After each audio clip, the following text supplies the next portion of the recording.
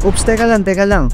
Freelancer ka ba? Gusto mo bang malaman kung bakit hirap na hirap kang maghanap ng clients? Yung ilang weeks kang naghahanap at kung may mahanap ka man, sobrang lowball o sobrang baba ng sahod niya sa'yo? Bigyan mo ako ng 1 minuto at tuturuan kita ng isang strategy na magpaparami ng international clients mo. Way back 2022, naging freelancer ako. At noong 2023, na-hit ko yung first million ko. At ngayon, may agency na ako. At ang strategy na to, ang dahilan kung bakit nagkaroon ako ng maraming clients. So ito lang ang gagawin mo.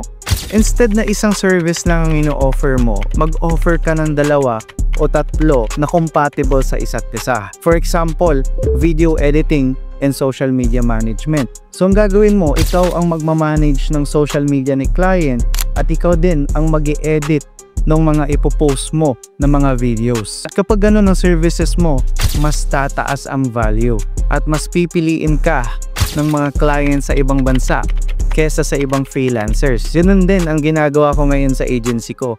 Basically, nag-o-offer ako ng 8 services. Kaya mas prefer nila ako kasi mas malaki ang naitutulong ko sa mga negosyo nila. At ang kagandahan dito, since nga mas madami akong ino-offer na services, mas mahal din ang bayad ng client sa akin. Maabot ng 100,000 to 500,000 per month, depende sa services na gusto ni client. At ang kagandahan dito, hindi ako ang gumagawa ng mga projects na yon. May mga freelancers ako na nagtatrabaho sa akin. At kung freelancer ka ngayon, pwede mo din gawin ang agency na ginagawa ko.